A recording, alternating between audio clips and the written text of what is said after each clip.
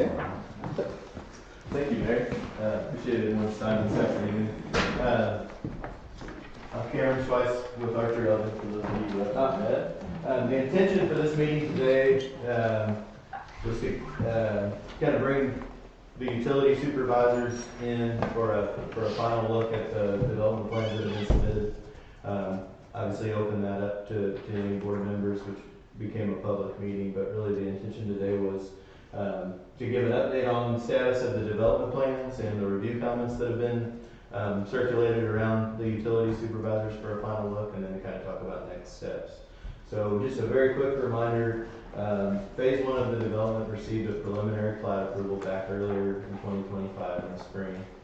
Since then, we've reviewed final development plans for phase one only, as well as a final plat for phase one only that's been submitted by the developer, McBride.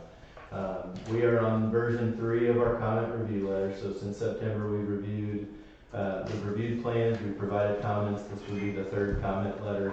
Presumably could be the final comment letter, assuming that McBride's engineers pick up the remainder of the comments and address them to the city's satisfaction.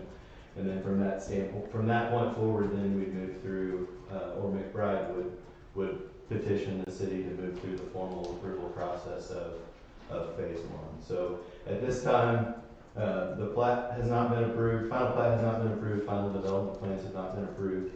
But we are to a point where you all have seen the comment review responses.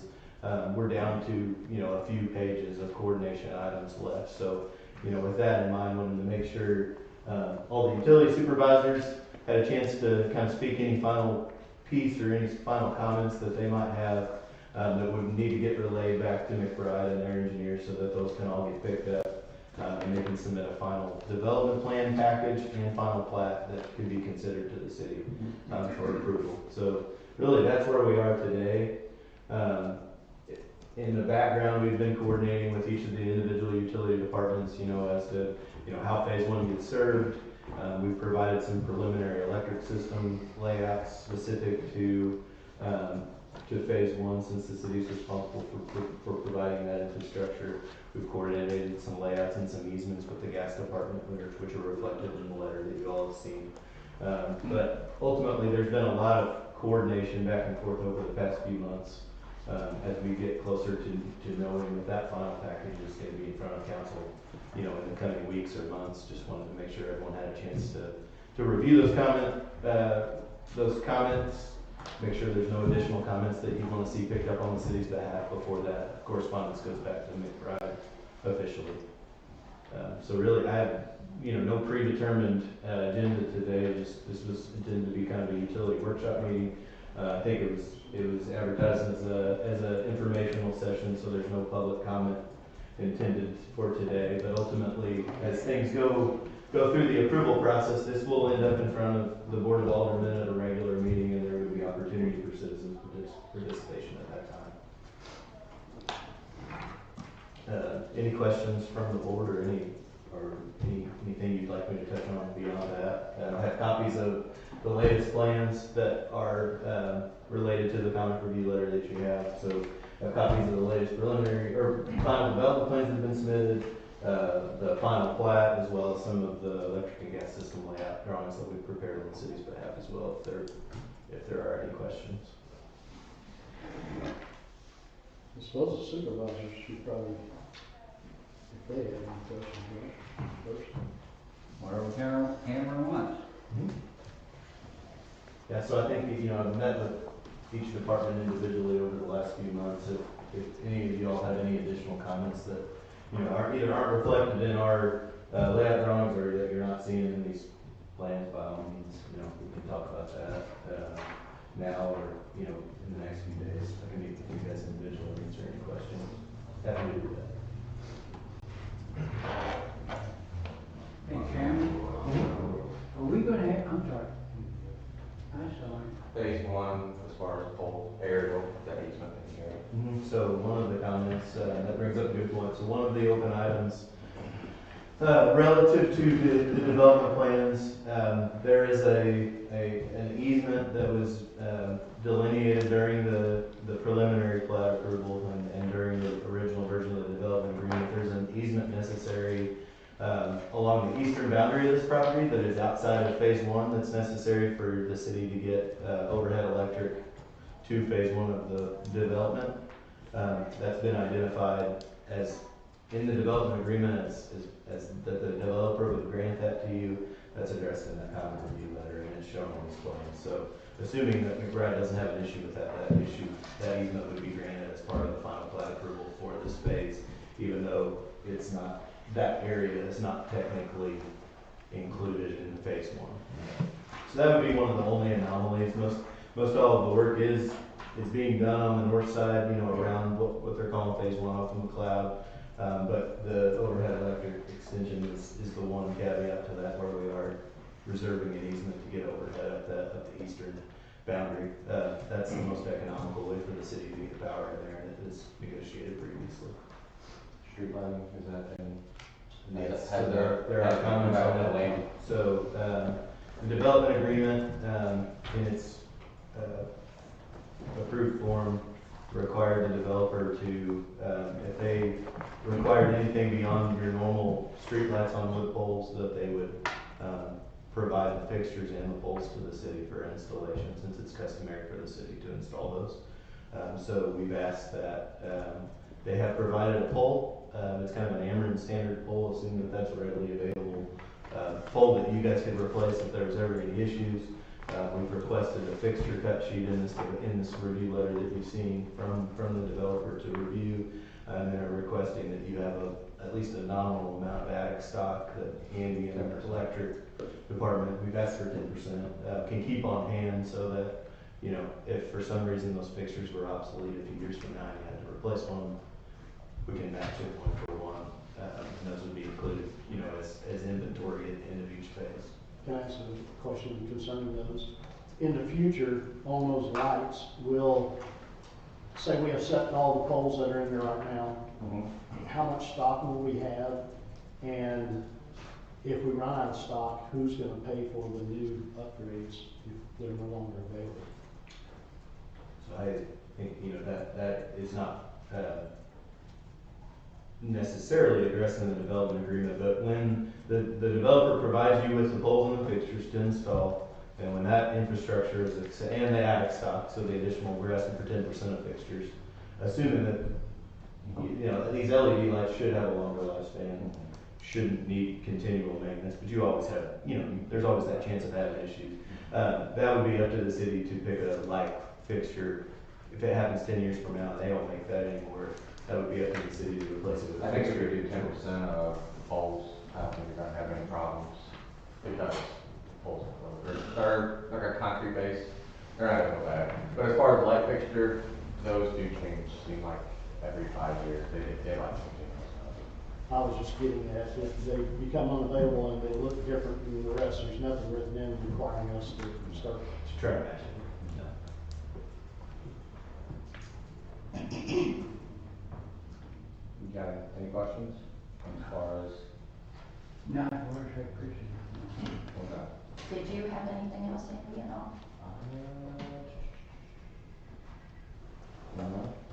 No, if you guys don't have any more questions, we can address. So. Thank you, Andy. Thank you.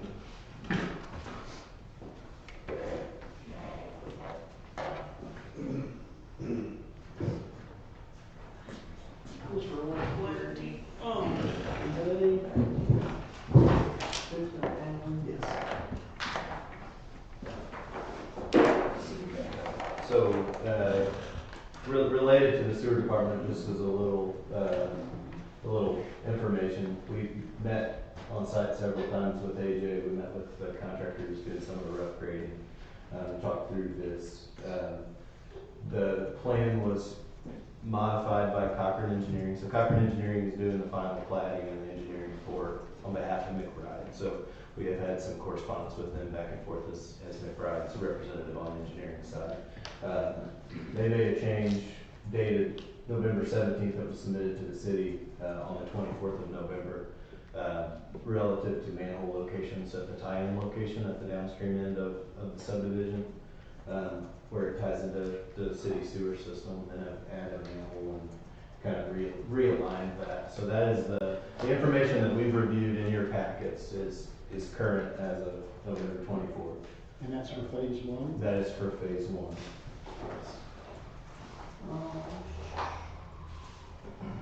When they shoot that, so that they can reach us through a certain distance. Yeah, so I can, so AJ's referring to some comments we had. So this subdivision, as you all know, is a very flat, it's a large piece of property, it's very flat. It was difficult for the developer to achieve kind of DNR minimum standards for slope for a lot of these sewer reaches. So it's a very flat site. They're able to get within DNR to allow tolerances for a lot of the sewer, but we're asking that sewer as it's installed be surveyed and that those as-bills be provided by the developer to the city as satisfaction to the sewer department that it's been installed correctly and it's not going to be a long-term maintenance issue. So as addressed in this comment letter, I'm sure it'll be coordinated with McBride and their representatives, but ultimately we'd like to have a pre-construction conference after the development plans have been approved, a pre-construction conference with their contractors who are actually doing the work, and let's just make sure we establish points of contact and protocol and how that survey information and as-bills and things get turned back over to the city so you can accept the infrastructure after it's been installed. So the sewer has very little room for error. We've identified that as a risk to the city. We've addressed that in our comment response letter, and we're asking that the contractor kind of go above and beyond what you normally would require if we had, a lot of gravity fall to work with in that case. What if we say no? What if the city says no? What if we don't accept a lesser standard than what we require? You don't have to accept a lesser standard. No, you don't have to accept. So we don't have, so you're telling us that we don't have, that you're not gonna meet the DNR? No, they do meet DNR standards. We've identified that they are very close to DNR minimum standards, and we're asking for the burden of proof beyond the developer to show that it's installed correctly. So, we're talking about sewers that are down to like 0.5% slope.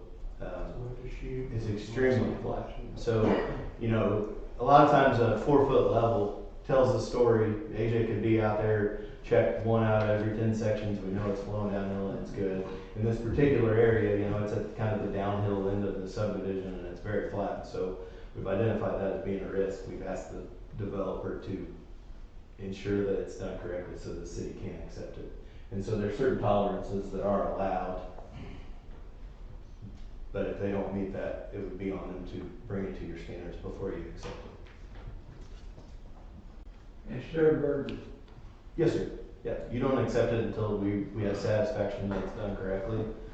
You don't need to pay our surveyors to be out there every minute of every day. McBride will have a surveyor that's doing stakeout of other utilities. The discussion with the contractor in the field was when the sewer's being installed, it needs to be shot before it's covered up. And we need to have satisfaction that it's in compliance with the Will you standard. inspect that? We'll inspect the final deliverables, but it'll ultimately be up to their surveyor to provide those as-bills. And obviously, AJ has the right to go out there and inspect anything all day long, every day, if he chooses to. Well, from my point of view, we should have a city person there when it's done. And does DNR have to sign up on a permit for that at all? Yes. They do. Yes. Yeah, they're still, as of yesterday, they're still working on it. Mm-hmm. Yep. And we had to tell them to slow down a little bit the other day. Yeah, Dion's working on Yep. And same, so there's, the developer has submitted for a construction permit for the sanitary sewer and for the drinking water main extension. Yes. Is that what? Yes, exactly. And the city signs off that basically you certify that you have the capacity to accommodate this phase, and then they ultimately have to submit and close out the permit with DNR when it's finished. That's all I got. Thanks, AJ. Thank you.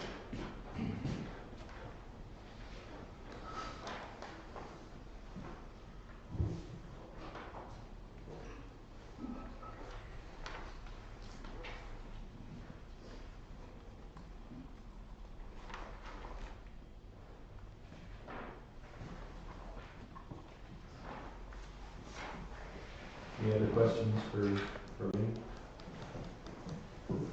Is Okay, behind. water's coming? I had one thing I want to mention, that the 8-inch on the south side of the project has been installed and it is live up to the developer's property. I wanted to bring that to Cameron, and he can, it's in the city's best interest if we could let them tie on to that south entrance. We're already gonna do the north entrance on the cloud. Yeah. So to Glenn's point, as part of our water study we did a few years ago and our ongoing improvements on the water system, the project that was awarded this previous year addressed a lot of water system deficiencies on that side of town, but also allowed for us to go ahead and run a new water main along the north side of ZZ, basically to the future point of connection with this development. Although, that is the opposite end of this particular development now, the city, when that line is accepted in the next few weeks, that line would serve as that future point of connection on the south side. This particular area is being served off the north, as Glenn mentioned. There is a future loop planned through this subdivision that would connect those two systems.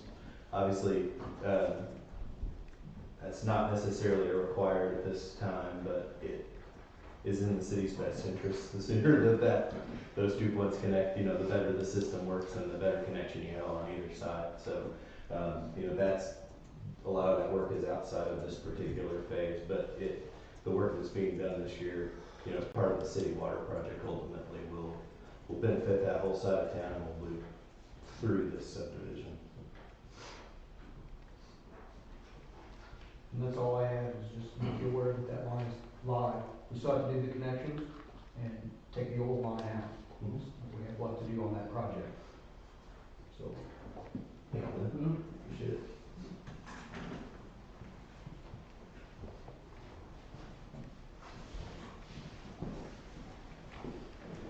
As far as the treatment plant goes, I met with Cameron, and we've got enough capacity for phase 1, and I don't know how many is gonna be in phase 2 or 3, but we can probably handle up to a couple hundred houses. So when they're almost halfway through the development, that's when we're gonna be out of it. So we will have to be thinking about treatment plant expansion. Like I said, I've already talked with them, we're crunching some numbers about how much capacity we've got left. Right now, we're after phase 1, or was it before phase 1, we've got almost 300,000 gallons a day that we can handle. So I think safely we can say we can handle a couple hundred homes before we really gotta be breaking ground and doing that out there. But the planning doesn't happen overnight. You can't just start construction tomorrow. So we're in the planning stages of trying to figure out where our choke points are at the plant, what we exactly need to expand to be able to handle a full, almost 600 home subdivision. That's almost the size of steel. It's almost the size of another town. So Right. Well, yeah. We're gonna have to Ultimately, you probably increase the city's flow by about 50% by the time that's it'd be close to that. So there will be a treatment plant expansion, but right now we're good on phase 1, probably first couple phases without any problems. Is there a reason why I'm seeing tons of grants being handed out to cities by DNR? Is there a reason we have not applied? You are planning to apply. So DNR requires financial audits up to, I think it's the fiscal year prior before you can apply. That's very close to being resolved. Talking with Jennifer, we had a workshop earlier this spring. There is a DNR grant that you absolutely qualify for. It's first come, first served, but there's still money available in that program, and our intention is as soon as we can apply, we will apply. And that's what we've talked to David about too, is just trying to capitalize it. It pays 80% of your facility plan, so, and there's not been there was an engineering study done by a previous firm about 8 or 9 years ago, I think, on behalf of the city, but it was all collection system. There wasn't any study done on the treatment plant, so now is a great time to do that. And as David mentioned, we can identify the order of magnitude of what that project looks like. We can start thinking about how it's funded and how, how it gets built in phases perhaps, and then we're ready to respond, before this development. Stay ahead of the 8 ball, not get behind. Right. But in the short term, I think we are more than confident that phase one is. So how much of the DNR grant can we do now, just waiting for that audit to come in? Can we do anything? None. We have to get our audits up to date and complete, that's what he was just explaining.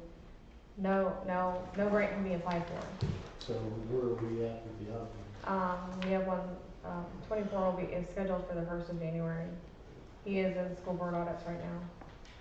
Is he gonna go right into 2025? I can't answer that question because, he has a schedule of other customers as well, so as soon as we get done with 2024, we will work on, actually, we don't have a contract with them for 2025, so we'll have to bid it out. That's what I was getting at. Should we go ahead and start looking at other people for 2025? That's business that we probably should discuss in this meeting, but yeah. David? Yeah. Do you have room to expand?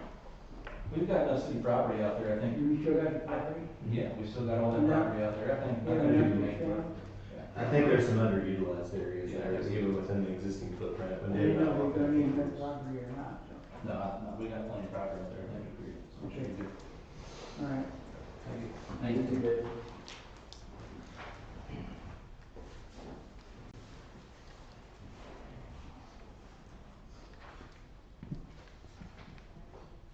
Hey Cameron, Yes, sir. this has got nothing to do with this project, but are we gonna have a building inspector on call all the time at their building to inspect everything? I mean, a full-time building. All right, Bob talked to me. That would be a better Bob question, because Yeah. we don't really get involved on that side. Ray, I've already talked to them, and it's gonna be a You know schedule. about Bob?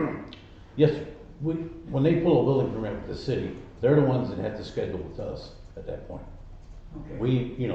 We put our schedules together and work it out at that point, and they said they were more than willing to do that, that's no problem whatsoever. Okay, I just wonder, we grant have one all the time. I informed them that I might have to work an extra day or two through the week, but we should be able to do it. That's all I wanted to know. Yes, sir.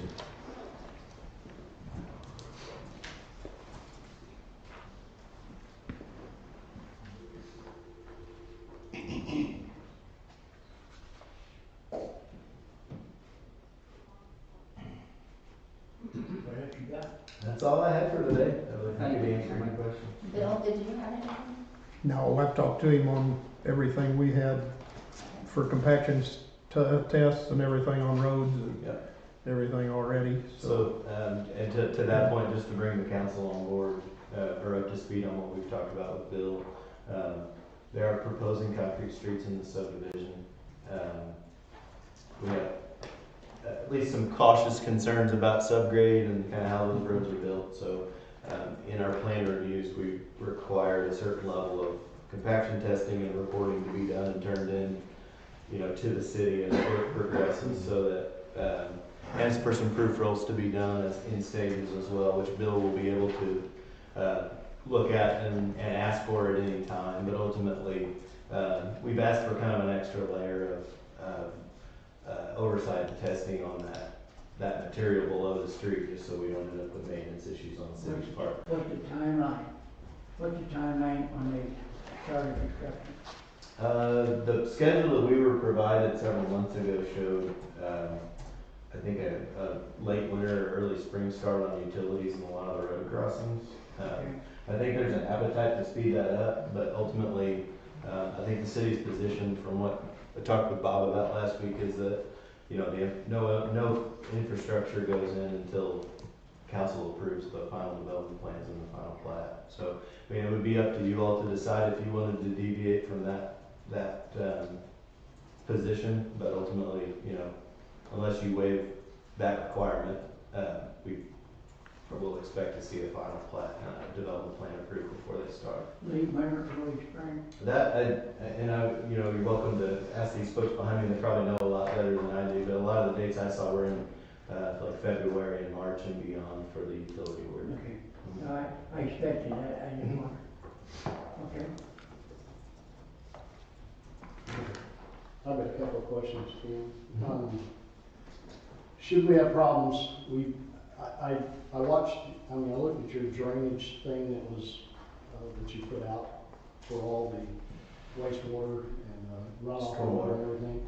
If we should have a problem, as you well know, in Cuba, we've had problems with drain problems, and even after they've been engineered and the whole works. Should problems with the storm drainage or with these retention ponds and everything, should anybody get flooded, to include us, the neighbor or whatever, who would be responsible for that if this turns out not to be engineered properly? I would defer that answer to your city attorney, for sure. What I will say is, and you can see in the comment review letter, we're not taking that lightly, you know, from the city standpoint. So we know there's been issues around town. The city of Cuba does have a stormwater, they have a stormwater management standard that had some ambiguity into it, if you remember that. We've actually, during the development agreement process, as we were kind of coordinating that back and forth, we've asked the developer, on behalf of the city, the developer's been asked to meet City of Raleigh standards, which is a pretty, I would say that's in line with a lot of other communities in this area, and a pretty restrictive standard from a volume standpoint. So basically, we're requiring each phase individually to prove to us by calculation that the post-development flow does not exceed the pre-development flow, and show all the calculations to back that up. And as you've seen, there's been a lot of back and forth as to runoff coefficients, and we've taken that very seriously. We've reviewed that, you know, under a microscope, just to make sure we try to avoid any future issues there. Of all the things that we're doing in this project, that probably scares me the most of the whole project, is the retention ponds and the water runoff. Who owns the two pieces of property right down below those retention ponds? So the one, I want to say this detention pond for this. You have one that shows in phase one, I think. and Right. You have another that's gonna go into That, another. and ultimately gets built, you know, built onto in the future. When that water dumps out of that final retention pond, which direction is it gonna go? Is it gonna go back up toward the phase one development, or is it gonna drop down into? No, I think for the most part, I mean, everything goes north and east off of this development, at least for phase one. So are they bringing that road up? McLeod, so that section of McLeod is actually in the county. Yes. It has supposedly been addressed. We're asking for confirmation that it's been addressed in these plan reviews, but they have met. I can tell you they met with the county. I'm not privy to those negotiations or how that's worked. There was some concern. There is a small area, kind of tributary area, that does not drain to the detention pond.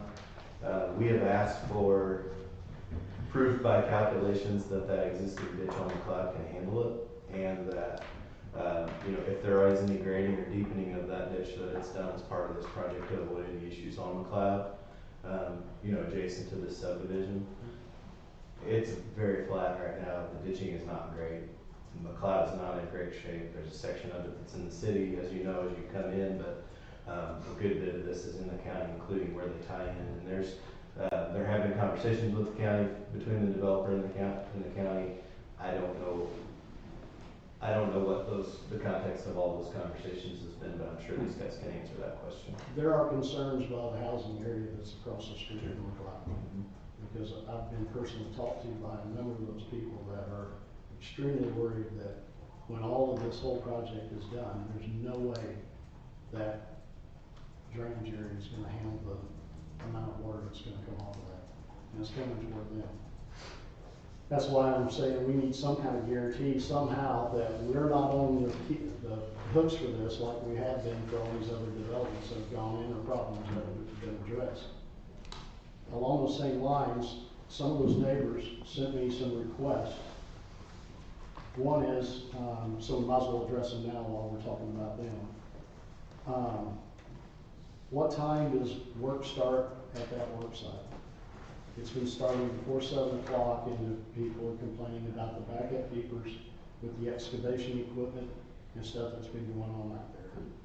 So it must be starting before 7 o'clock, because they sent me a thing saying, when's that gonna stop? Are we gonna control what their hours are while they're doing the excavation, while they're doing this work on housing development? Same thing with you in the afternoon. Says Rolla, are we gonna stop between 7 a.m. and 6 p.m.? They've been starting at 6. Why? Backup alarms on equipment is not pleasant. Only able to sit outside after 5 p.m. so they don't have to listen to backup beepers all day long. Who makes exceptions to local rules? Creating streets and subdivision. Who monitors the air quality? For several days, we've had dust anywhere from 10 foot to 30 foot tall along the road paths whenever it was dry. They were ready to call Missouri Department of Natural Resources and DOT, but they opted not to do that. They sent me the message instead. And that's from the neighbors collectively across the street from your subdivision.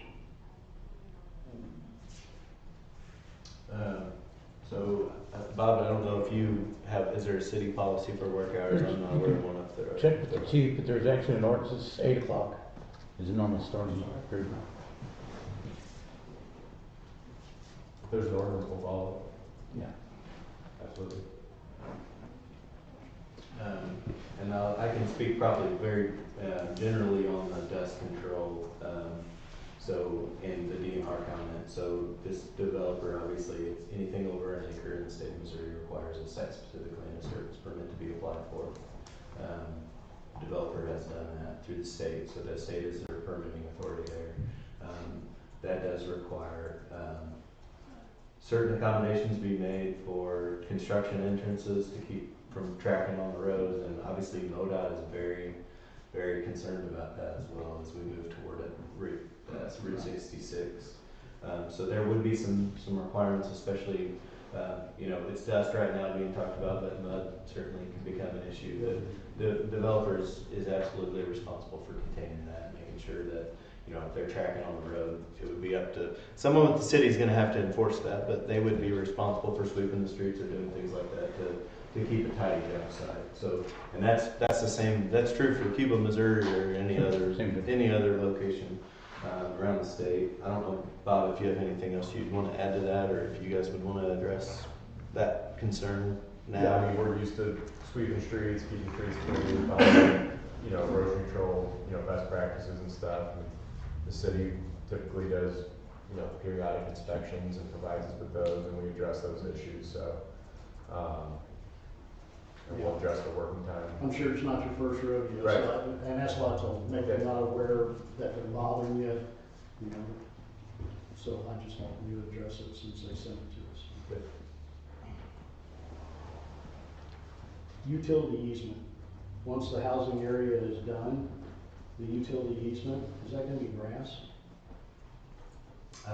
Be concrete over the top of it?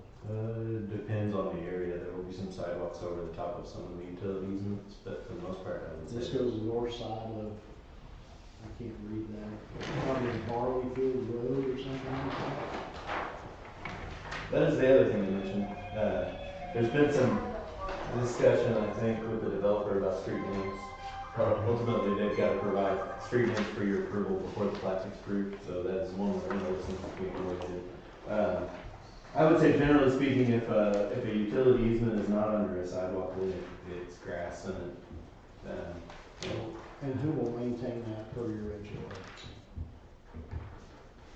we have requested their covenants and restrictions document before we approve, before we recommend to the council approval of the plat or the plans. We have not seen that yet. That'll ultimately be something you all will want to review before that. I didn't see that in your review though. Yeah. I didn't see that, or the common area, what's the plan for the common area, I didn't see that. Any common areas would be maintained by the HOA. What I'm saying is what will be in your common? We should know that before we approve the plan. Yeah, I mean, we're working on it. I mean, I don't know if we have a finalized plan yet, but, so, yeah, we need more information. And I believe maintenance of the detention ponds, I don't recall exactly how that was addressed, but I believe that was addressed in the development agreement previously as well. That concern had been brought up as to who's maintaining those, ultimately who's responsible for them. It's addressed in the development agreement, but I don't know exactly what those I don't recall exactly how that was worded. It was on my hand. Thank you. Thank you. Development will be obligated, homeowners association will be obligated to maintain detention basins located within the common ground. What makes them responsible if they flood another piece of property? I would, if that's a concern, I would definitely have your city attorney address that or, prior to approval. Will we be doing Do that? Addressing that, okay. we can.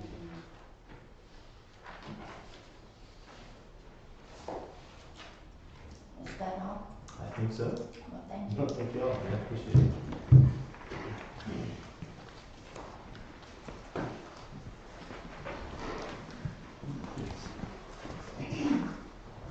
You can go.